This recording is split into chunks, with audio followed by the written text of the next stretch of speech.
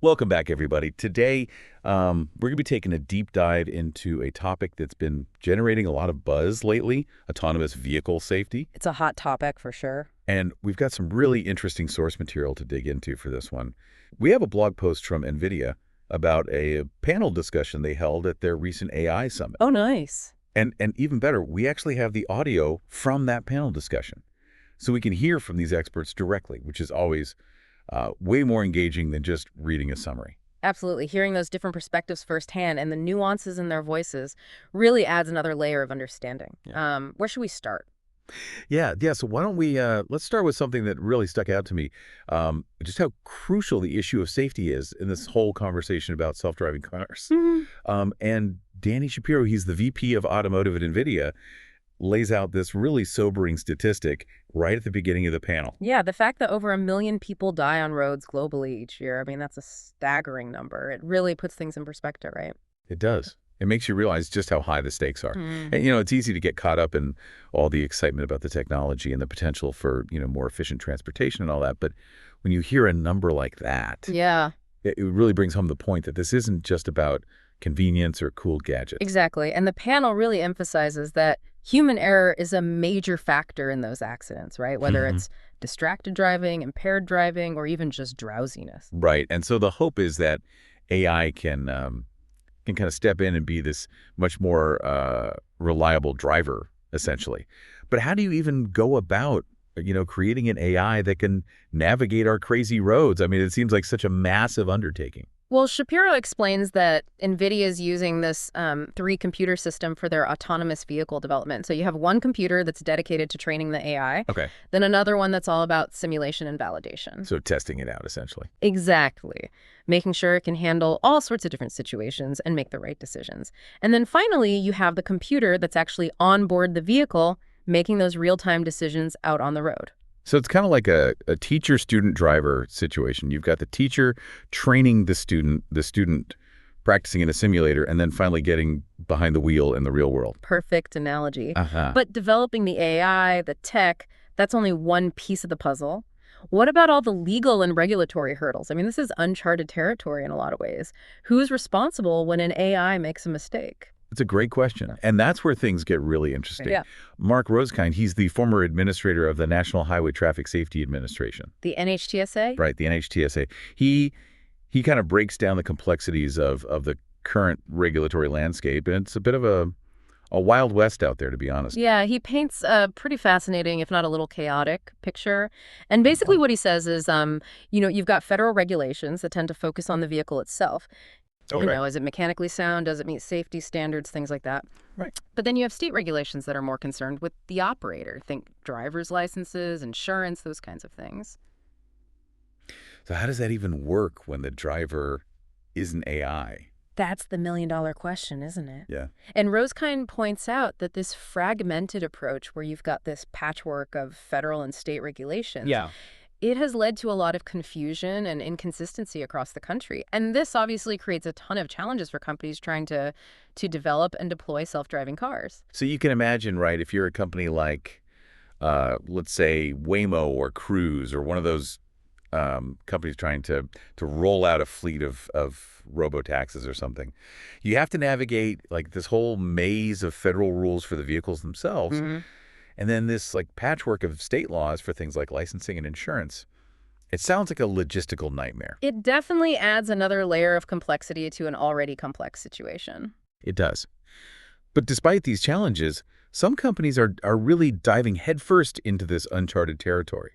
And one company that really stood out in the panel discussion was ZUKS. Have you heard of them? ZUKS, yes. They're taking this really bold approach. I mean, they're building autonomous vehicles from the ground up, specifically designed for autonomy. Wow. No steering wheels, no pedals. It's like stepping into a self-driving pod. They are really betting big on the future of driverless transportation. That's a huge gamble, right? It seems like they're not even trying to like adapt existing cars to work with self-driving technology.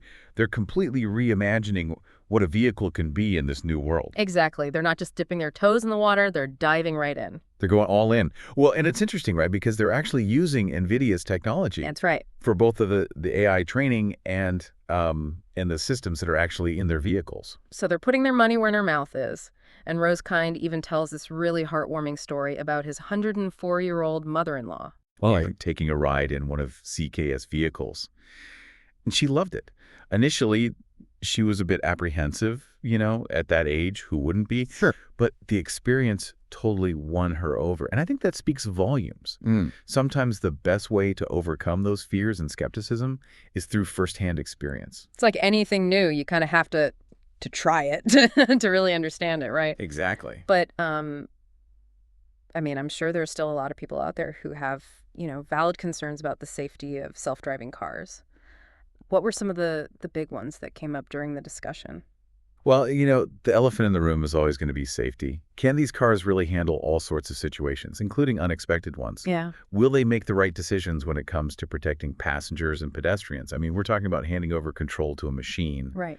And that requires a huge leap of faith. So how do we build that trust? Yeah, how do you even begin to address those safety concerns in a way that makes people feel comfortable? Well, I think a big part of it is transparency.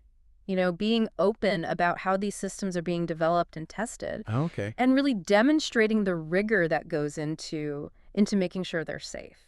And that's why I think the work that's being done with the digital proving ground is so important. It's not just about telling people, trust us, this is safe. Right. It's about showing them the evidence, Yes. letting them see how these systems are being tested against all sorts of real-world scenarios, how they're learning, how they're improving. That kind of transparency can go a long way in building confidence. It's about showing your work. Yeah. Right. Instead of just giving people the answer and saying, take our word for it. Exactly. But safety is, it's just one piece of the puzzle. What about the broader societal impacts of this technology? Right, the ripple effects. Exactly. Well, one of the big ones that always comes up is job displacement.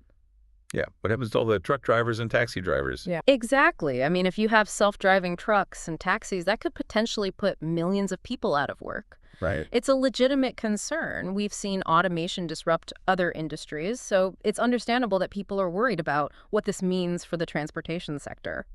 And what about the ethical considerations? Like, how do you even program a machine to make moral judgments? Yeah. What if it's faced with a situation where there's no good outcome? Those are tough questions. They are? And I don't think anyone has all the answers yet. Right. But it's a conversation we need to be having. How do we ensure that these AI systems are aligned with our values? Right. How do we build in those ethical safeguards? It's a work in progress, but it's something that a lot of really smart people are thinking about very carefully. It feels like we're kind of on the cusp of this technological revolution, but we're still grappling with all these really big questions about what it means for society. It is a bit like the Wild West out there, isn't it? A lot of uncharted territory. It is. Yeah. But that's what makes it so exciting. It does. So much potential for good, but also, some potential pitfalls that we need to be really mindful of. Absolutely. Well, I think this is a great place to pause for now. Let's take a break and then come back and continue this discussion in our next episode. Sounds good. I'm really curious to hear what else these experts had to say. Me too. This is definitely a conversation that needs to continue. Agreed. It's interesting, we're talking about all of this like cutting edge technology and all these really complex regulations. Mm-hmm. But it's easy to forget that, the success of autonomous vehicles ultimately hinges on public trust. Yeah, you can have the safest, most advanced self-driving car in the world. Right. But if people are too afraid to get in it, what's the point, right? Exactly. And I think that's where the story of ZUKS is so fascinating because they're really thinking about the whole rider experience, not just, the nuts and bolts of the technology. It's a good point, right? Because they're building these vehicles without steering wheels or pedals, which for a lot of people is probably like a really big mental hurdle to overcome. It is. It's like, whoa, wait a minute. There's no steering wheel. There's no way for me to take control if something goes wrong. Right, exactly. But remember Rosekind's story about his mother-in-law? Oh, yeah. Who was initially, very hesitant. Of course. But then ended up absolutely loving the experience. Yeah. I think it highlights how powerful firsthand experience can be Totally. in shaping people's perceptions. It's like anything new and different, you kind of have to try it for yourself to really wrap your head around it. You do. But I imagine there's still a lot of people out there with, valid concerns about safety and all the other implications of this technology. Mm-hmm. What were some of the big ones that came up in the panel discussion? Well, safety is obviously always going to be, top of mind for people. They want to know, can these vehicles really handle all sorts of situations, especially unexpected ones? Right, because human drivers are unpredictable. Exactly. So can an AI anticipate those kinds of, curveballs? Yeah. Will it make the right decisions when it comes to protecting passengers and pedestrians? It's a lot to ask. It is. So, I mean, how do we address those concerns in a way that actually makes people, feel better about getting into one of these cars? I think a big part of it is being transparent about, how these systems are developed, how they're tested, showing people the rigor that goes into making sure they're safe. Okay. That's why the work being done with the digital proving ground is so important. Right, because it's not just about saying, trust us, this is safe. Exactly. It's about actually showing the evidence. It is. It's letting people see, how are these systems being tested against, real world scenarios? How are they learning? How are they improving? Right. That kind of transparency can, I think, go a long way in building confidence. It's like, show your work instead of just giving the answer and saying, like, believe us.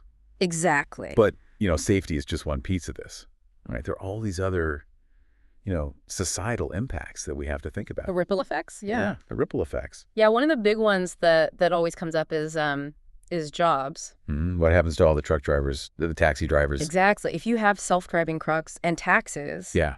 that could potentially put millions of people out of work. Yeah. It's a real concern. We've seen automation, disrupt other industries.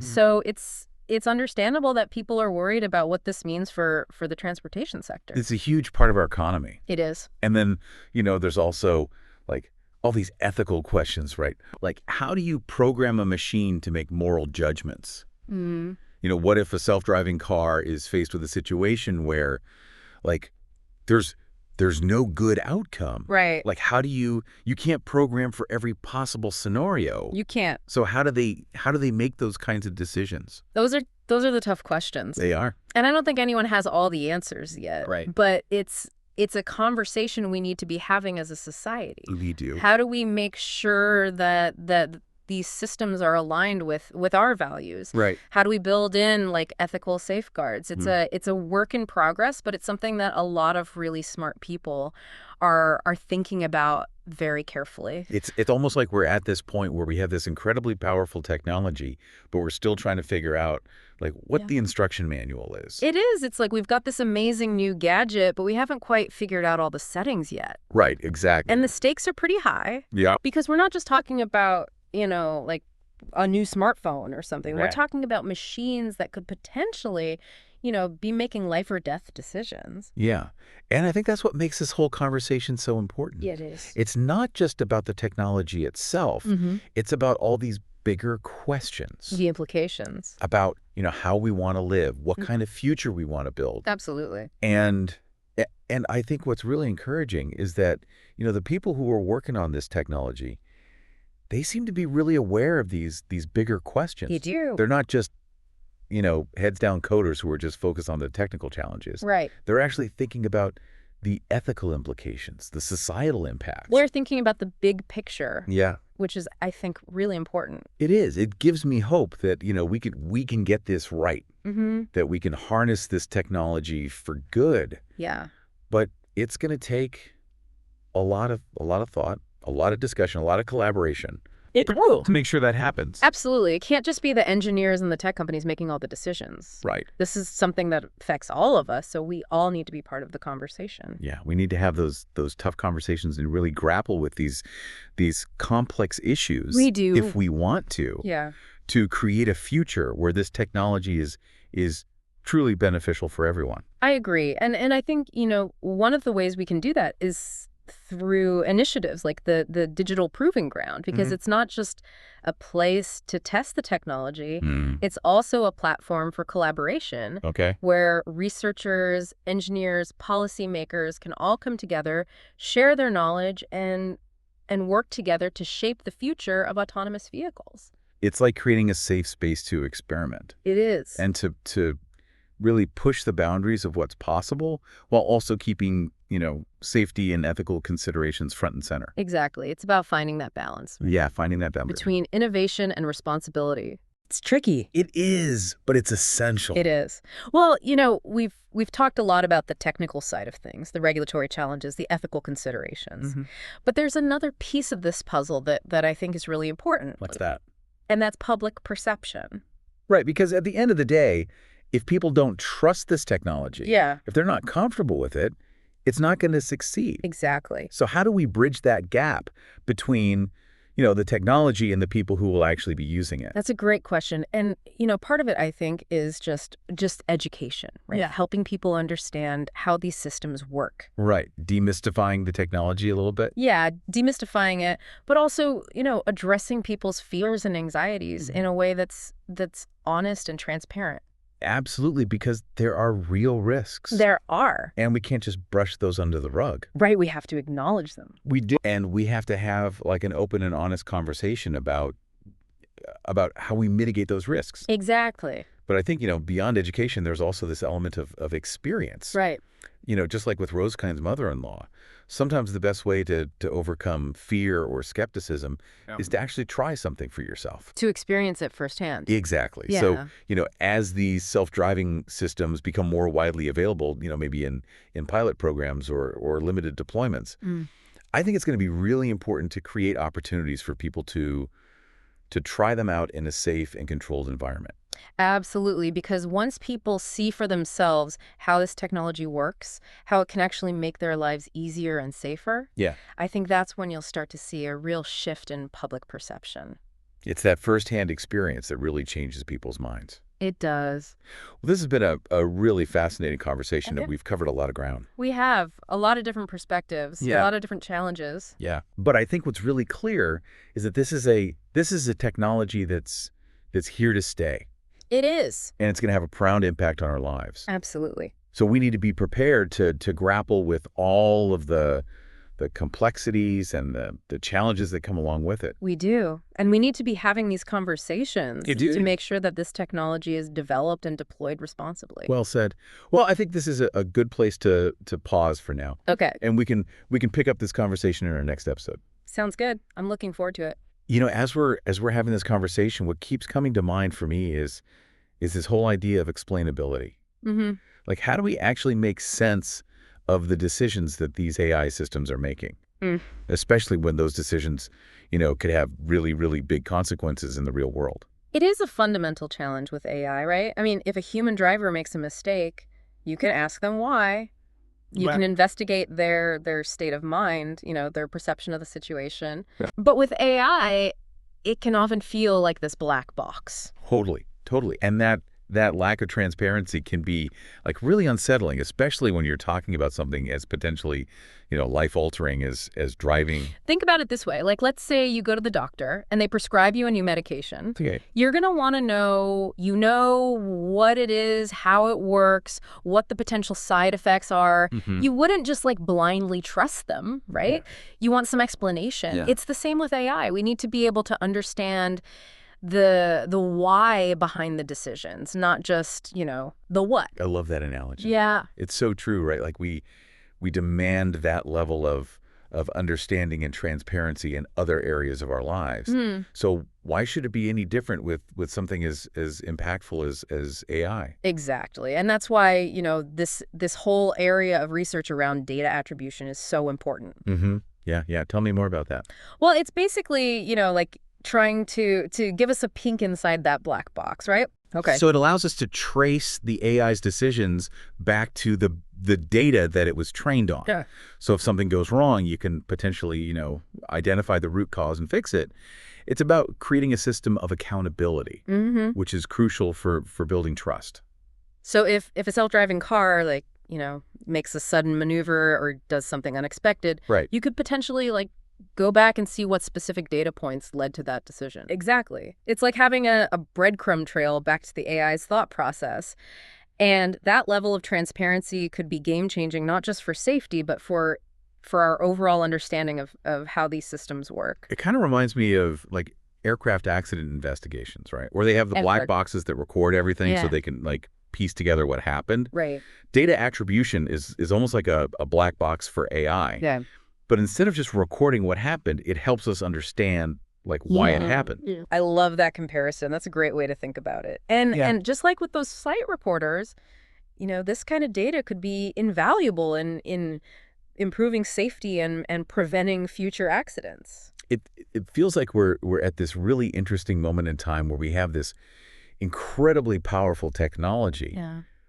But we're still, like, figuring out how to understand it, how to regulate it, Right. how to integrate it into society in a way that's actually beneficial for everyone. It's a process. It is a process. And it requires, a lot of dialogue, a lot of collaboration. Yeah. And that's why I think these partnerships, like the one between, NVIDIA, MITRE, MITRE, are so encouraging because they're bringing together experts from all these different fields to tackle these challenges head on. And the digital proving ground is such a great example of that. It is. Right? Like, it's not just about testing the technology, it's about creating this space where researchers, engineers, policymakers can all work together to kind of shape the future of autonomous vehicles.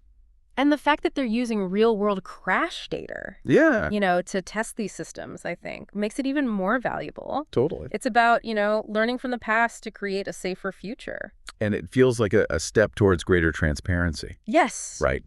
Because by testing these systems in a controlled environment and using data attribution to understand their decisions, we're moving away from that trust us mentality and more towards, like, an evidence-based approach. Exactly. And that's how you build public trust. Right. Right. People need to feel like they understand this technology and that it's being developed responsibly. And that's, I think, how we move beyond, the fear and the skepticism and start to see the real potential of autonomous vehicles. Totally.